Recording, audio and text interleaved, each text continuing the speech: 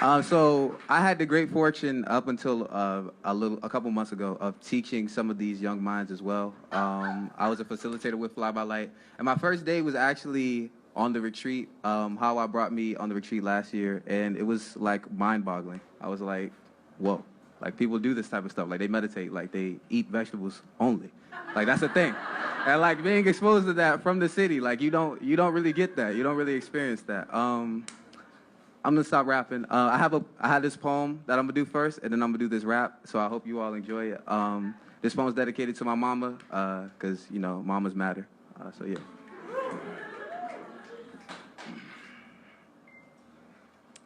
My mama has more credit cards than the seasons. She wears debt like it's a fashion accessory. It almost looks like a noose. Hangs her credit every time she convinces herself she can afford things. My mama's credit score is a terrible SAT score. It's standardized Jim Crow assumptions. It's nothing but a compliment to the notion that blacks can't budget their money. See, good credit is a shot in the dark. 3 numbers scraped together like slot machines. My mama, she keeps gambling with purchases, hoping to raise it, but bad credit is crippling.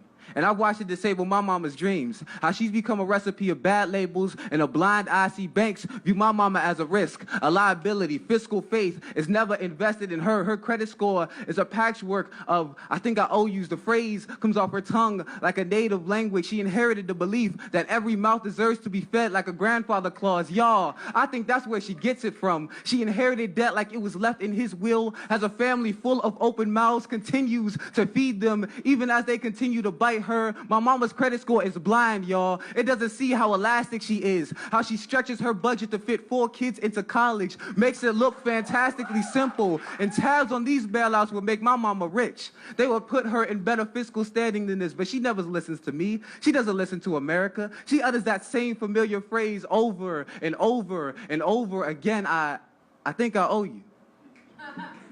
Her credit score as a result will hang for it. Thank you.